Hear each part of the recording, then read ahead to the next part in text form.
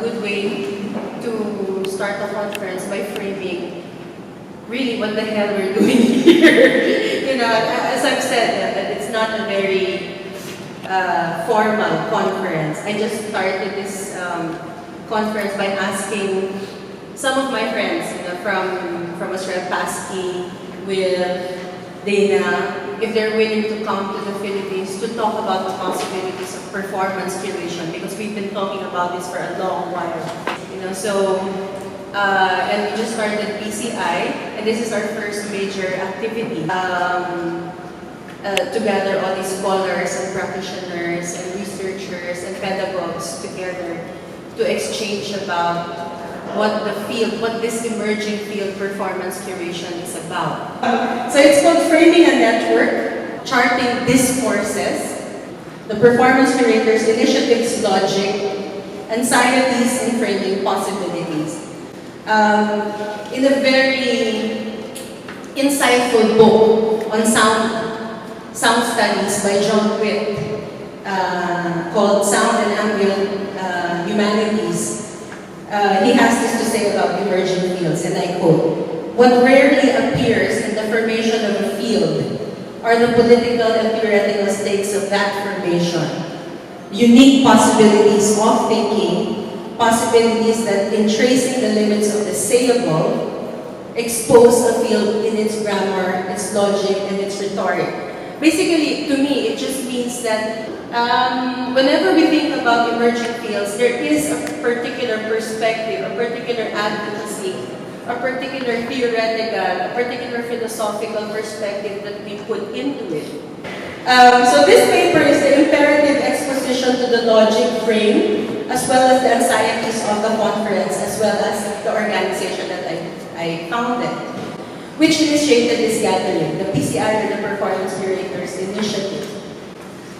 It draws from the curatorial practices, generally of caring, engaging the publics, essentially between theory and practice, and critical rigor, as well as the polemics posed by contemporary performance, and my personal devotion to, like what I said, dialectics, activism, social engagement, community work, and like what Pierre Bourdieu said, the field of cultural production, as driving forces in imagining this emerging field, performance curation. It's essentially a community work for me, this idea of performance curation. Everything that I do is community work. Everything that I do is building communities and building relationships. But it also brings with it the uncertainties, anxieties, and insecurities of posing as such. Personally, I have this agenda, almost a joke in my mind, that this conference is my dissertation. And although this narrative has changed a lot since I thought about this symposium, the manner in which I imagine this conference is a close concept now to how I envision that PhD research. And of course, the research questions that I was pushing forward. What is performance curation? Is there a global movement for this paradigm? Yes. See? I picked the right people. Is there a global movement for this paradigm in both its current mother fields, curatorial studies and performance studies? I presume performance curation traverses many other fields, but in terms of scholarship, we kind of look at it from the curatorial studies point of view and performance studies point of view. And what are the possibilities that this emerging field poses and proposes in the current state of Philippine contemporary performance? Even more selfishly, perhaps, is the intention of one trying to make sense of the turn in my own performance making and artistic process from a directorial to the dramaturgical curatorial. And there's a recent turn in that practice to go into the more dramaturgical curatorial, going back to my body artist days. Although, as will be expounded on, I'm certain by my colleagues, dramaturgical is sometimes interchangeable to performance curatorial in terms of practice. And two, again, my commitment to community work and dialectics. and how notions of performance curation could aid my own community and cultural work. The notion of performance curation is one of the key aspects of contemporary curating. As curatorial and art practices, methodologies, and ideas become more and more hybrid, expansive, collaborative, to include the dematerialized object, the ephemeral, whether by collection, documentation, and archiving, reenactments, or live art presentations, performance became one of the central forms and modes of inquiry in expressing the state of art that is contemporary. But as art curators, historians, critics, and theorists all over the globe fumble to pinpoint, as Kate Powell would say, to pinpoint what really constitutes contemporary curating in general, and its language still considerably nascent, or at best tentative, also from Kate Powell, performance curation as a field remains elusive. I'm certain Dr. Davida will explain more about these shifts. Yes, you will, right? My particular take on performance curation, however, lies in the idea that it is a mode of disorganizing, organizing and disorganizing at the same time. It's a mode of performance analysis. It's a mode of pedagogy. It's a mode of making art, and very transdisciplinary as well. But what particular aspects of curation I'm picking up in applying it to performance making and performance analysis and performance pedagogy? One is curare. Dena will talk about this as well, but I'm going to talk about this in terms of how I envision it. Curation comes from the Latin term curare, which means to care. And traditionally, it points out to being a custodian, to care for materials in museums. To care, for me, is tending to relationships. It shifts from materials to caring for people, because performance is always necessarily in relation to other people. And in community work, people is your core element. So caring means, to me, tending to relationships. And then engaging the public is another element of curation that I want to pick out, because curation has the responsibility to engage the public. We are the ones who are kind of presenting artistic works to the public, and we should be responsible conceptually, research also in the way we present art to the public. So we have to have that critical rigor as performance curators. I realize that the field of curation is loaded with so many contentions. No field is not without contentions, really. However, our particular attention is pointed at having these egocentric methods and work ethic of curators. Whether they are artist curators or seasoned or so-called rock star curators that makes emerging, which are sort of gatekeepers, that makes an emerging field like performance curation rather a skeptical endeavor. So why engage in the field? Well, for one, because this field that traverses highly contentious modern fields compels anybody working in this emergent field to have a critical rigor and critical engagement, to be really part of the conversation and to be able to discourse with research, history, knowledge, and critical points. In short, we're not starting from nowhere.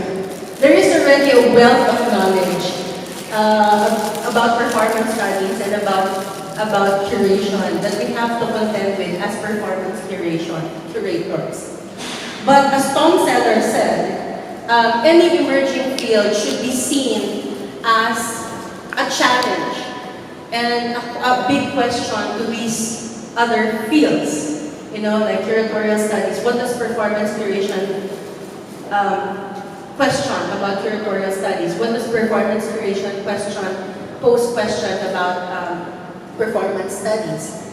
To a certain degree, Tom Seller said that performance curation has been hailed in some quarters as the Great White Hope. Great White Hope for progressive theater makers, and as a transformative agent for art institutions, including in museums, turning to live events as the next extension of contemporary practice.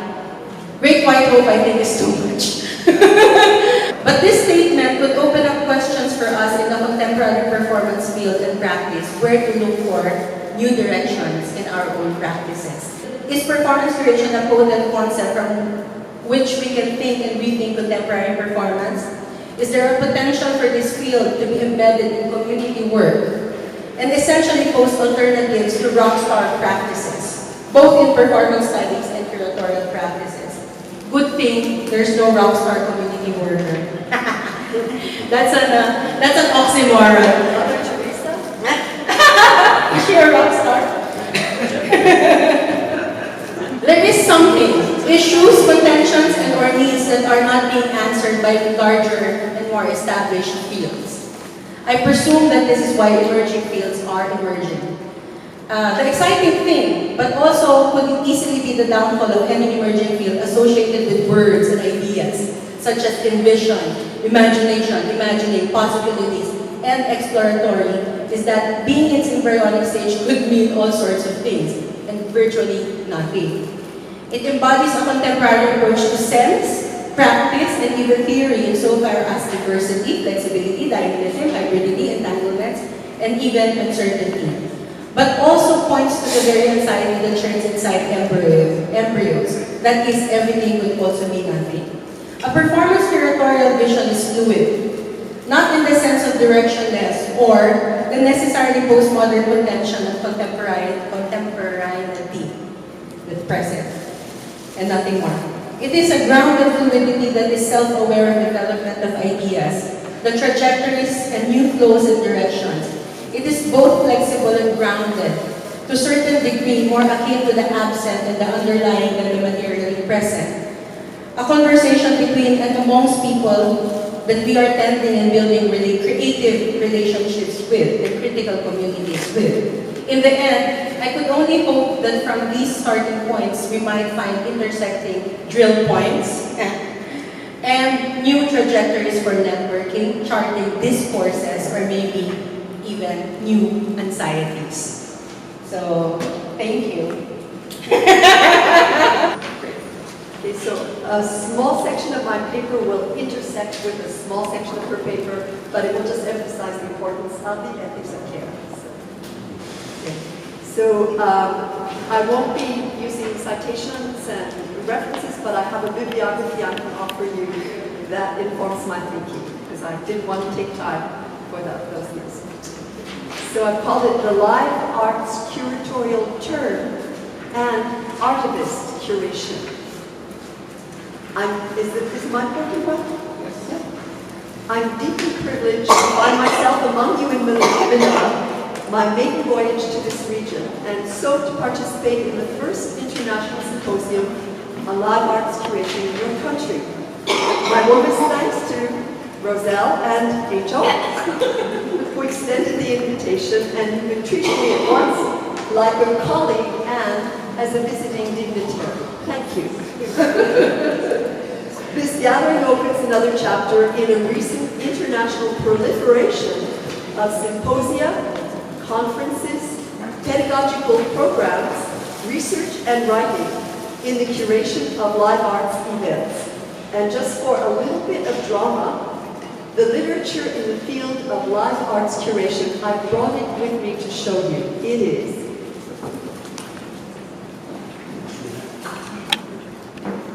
two journals. I have it, you can come and see it later. And I'll be speaking about the journals. As ethnochoreologist Ejil Baka would say, we have all experienced these kinds of performance events that create extraordinary social occasions which bring together performing and non-performing participants, and so to deepen relationships and social cohesion, enrich our understanding, and perhaps, more importantly in the current political climate, to impact real world events.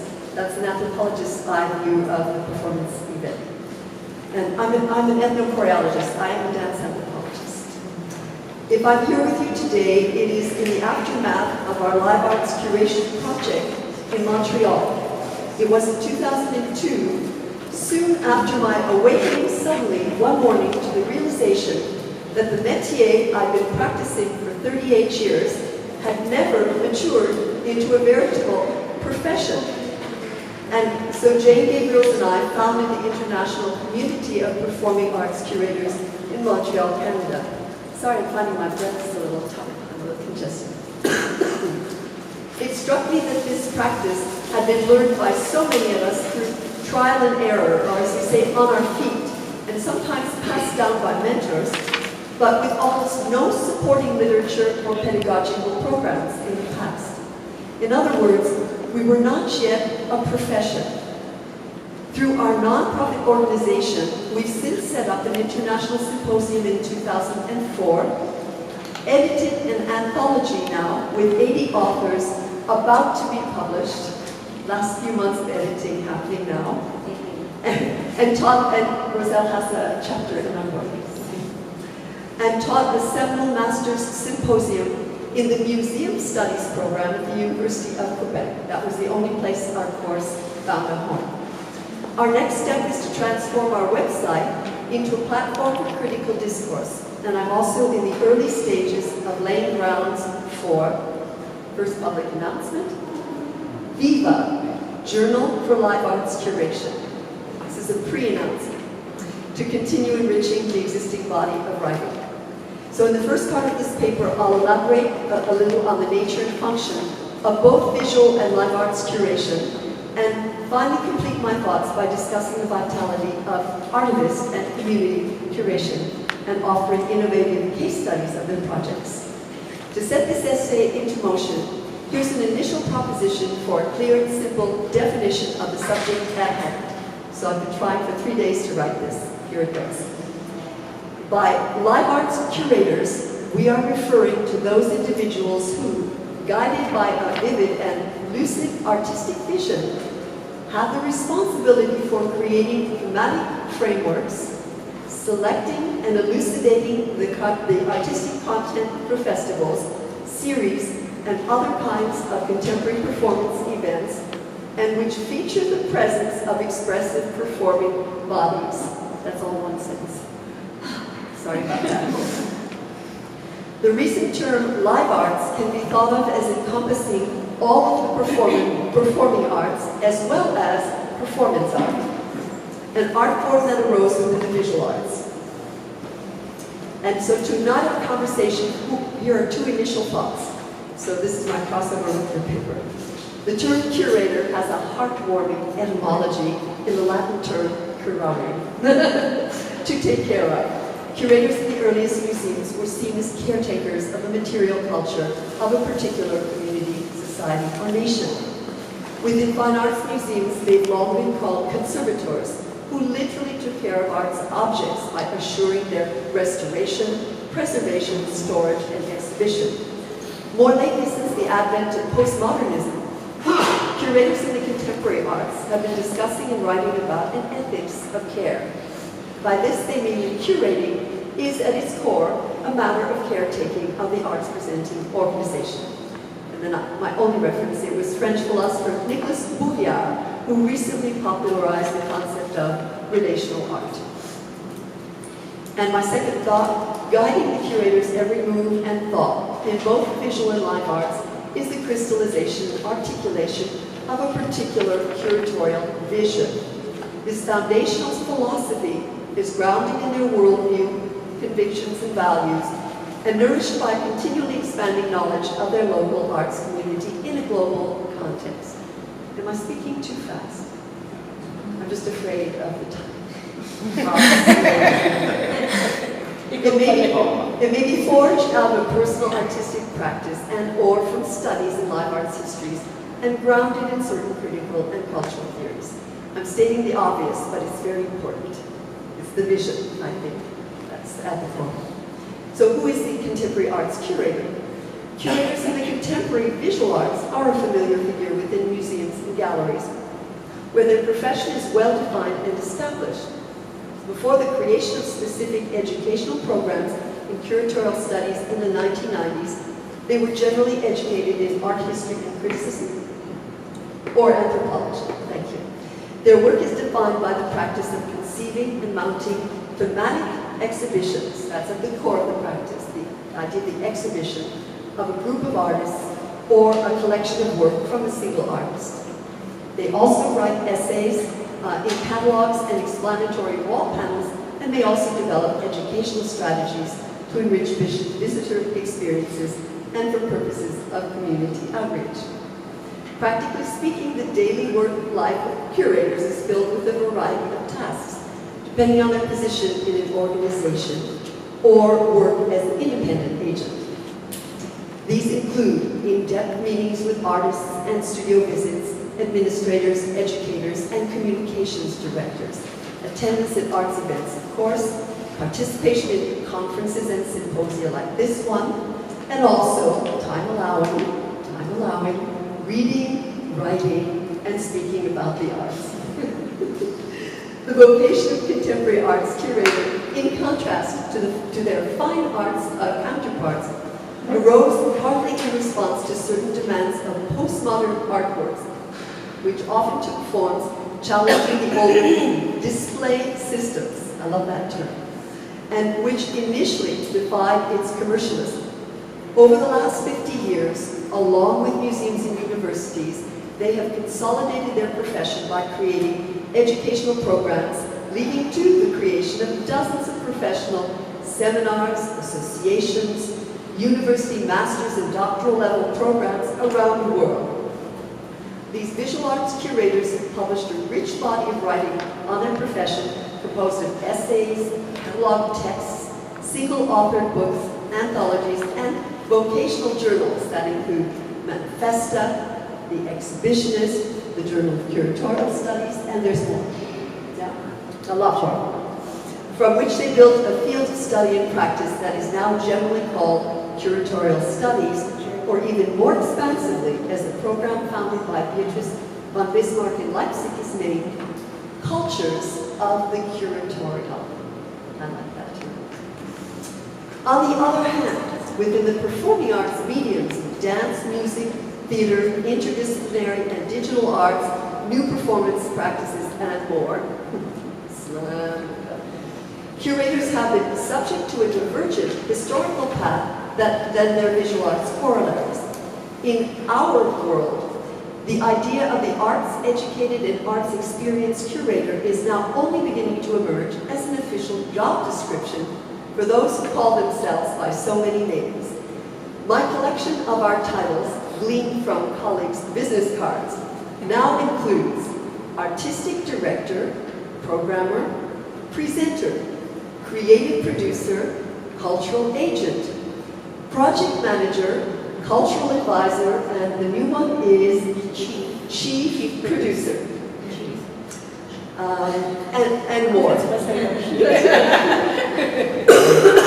It is interesting to note here that in certain parts of Europe, I frequently come across live arts curators with formal training as an art critic, historian, or dramaturg. Unless an artist-run center or venue, like my own, I'm a dancer who founded a venue, most often found in large cities, but not exclusively. Most theaters across my country of Canada are managed and programmed by someone who calls themselves a general and artistic director. They come to their job for the most part with a degree in arts administration and management, and so they've adopted a business model when choosing artistic projects. In other words, will it sell tickets? Will it balance the budget? The contemporary experimental arts have been all too rarely welcome in this profit-making paradigm, with a double mandate to both manage a facility and create the programming. They have scarce time to actually meet artists, nor time for reflection to gain deeper knowledge of the arts world. My current life mission is to convince them to hire a curator. Of course, artistic programming for theaters and festivals has a long history in practice, but it wasn't until the new millennium that a palpable movement began to lay the groundwork for an actual profession. I would like to propose an origin myth only 5 years old for the field of live arts curation. It was in 2010 that a first collection of writing was published in the guise of a special topic issue called Curating Performing Arts by the Croatian theater journal Franciska. And in 2011, that the conference Exploratonin 2, called Beyond Curating, a conference on strategies of knowledge transfer in dance, performance, and visual arts, was held in Essen, Germany. This was closely followed by the opening of the Institute for Curatorial Practice in Performance at Wesleyan University in Connecticut, USA. And now their graduates have been holding, they call them convenings, is the word they use, to discuss various issues in performance curation around the United States. A second master's level program has just debuted successfully in Austria, just starting its second year. The literature and educational opportunities now include a second special topic journal from Yale University's magazine Theater, Tom Selleck, published in 2014. He's a co-editor. And arts educators have created several classes and seminars in various university programs and arts organizations. I currently count 8 graduate students, and I'm sure there's a lot more than that, but some people will for me. And 9, I guess, 9. Completing research in, or beginning or completing research in live arts curation in Europe, Canada, the United States, and since yesterday I found out, Australia. More importantly, an increasing group of artistic programmers from around the world are assuming the title and adopting the strategies of a curator. So my second part of the paper, and if I don't get through it, it's okay. So 6 minutes. Oh, yes! I don't have to throw my computer in the air. I can yell. We are all living in a politically charged era, and so the vocation of curation takes on a particular urgency. In the current climate, socially engaged curators, and of course artists, have been transforming public performance by imagining the kinds of powerful events that can effect change in the real world of their communities. Thank you, Roselle. It was in the Roselle. Did I give it 8 to you? Roselle. You did. But that's fine. It's okay. It was in the revolutionary 1960s, from my perspective as an American, and in its aftermath, that postmodern artists in North America began in earnest, once again, to devise novel kinds of art making and arts presentation that are community-oriented and politically engaged. And I was involved in that time at that moment as well. These postmodern arts events include, not just, there's more, but installations, community arts events, political art, ephemeral and performance art, art walks, the use of abandoned or private buildings not built for artistic use, the integration of the everyday into art, and the integration of non-art skilled performers into their artworks and performances, home theater, and more. And I'll be giving you examples of those now. The contemporary art curator's vocation virtually arose from the demands of this predicament: how to set up the conditions for these artists to present their iconoclastic renegade work, and so to help in bringing a better understanding of and engagement with the work to the public. I'm talking about you, really, and your perspective and your vision. So here's the models, just some examples. Home-based events. There's a centuries-long tradition of the wealthy classes presenting artistic performances in their mansions, but lately, there's arisen a new wave of home theater events. In France, it's called Théâtre de l'appartement, and also house concerts for music performances in rural areas. To buck the notion of institutionalized artistic legitimacy, in Berkeley, California, a tech-savvy arts provocateur, Philip Huang, has used the internet to create a DIY global network of living room performances in the guise of his home theater festival in cities and towns around North America. Then UC Davis researcher Francis Dyson studied a sound festival in a small city in Australia whose arts venues are being closed currently, and where performances have instead been taken into local residents' homes. He gave a conference in Canada recently.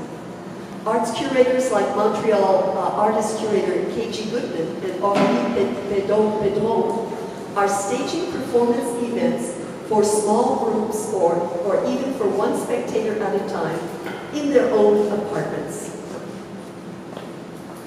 Another category, neighborhood arts. What if an artistic event was the outcome of a citizen committee of local residents or took place within a particular neighborhood itself and reflected the desires and interests of those who lived in proximity to each other? Independent curator Julie Roddens explains that new patrons experiment in Belgium, which cast a group of local town residents as the initiators of a commissioning project to create an artwork for the public good. One example, and of course Peter Sellers, the Los Angeles Festival curator in 2000, surrounded the stage festival of the Los Angeles Festival with a string of neighborhood festivals in different quarters of the city to present works in direct relationship to the communities and cultures where the work was being created and produced. And lastly, curator Elad Schechner in Jerusalem has created a festival which commissions small-scale, very small-scale choreographies for the bars and restaurants of the central marketplace in the evening when the shops are closed. And it's the one area in a divided city where all ethnic groups cross pathways on a daily basis.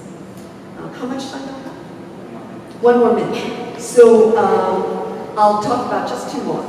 Sharing an art meal. Preparing food or sitting around the dinner table becomes the premise for an intimate community performance event. And I'll give you the example of Canadian Justine Chambers' Family Dinner is an immersive, intimate dining event, a project that invites a small public to dine with performers, a work which is at once a performance, a rehearsal, an embodied recording, and a choreographic exploration of a shared meal and conversation with dinner guests. And then I had, this last one was political marches and rallies as creative artistic events, and I don't have to tell you about it because it's happening right here. Huh? Yes. Yeah. So, a little coda, just 2 sentences. Momentum is building for this movement. Every week brings a new development to my inbox. I just received notice from Italian festival director Silvia Bonarelli announcing the formation of yet another educational program for live arts curators in Italy, and from British choreographer Sorcia Scott Straza that she's just poised to begin her MA in curation at Goldsmiths College. There's a new anthology from Germany from Florian Malchazar on the impact of performativity on curatorial practice, and the newest development in this international movement is this very gathering of people here in Manila for yet another International Symposium Imagining a Curatorial Vision for Performance Curation.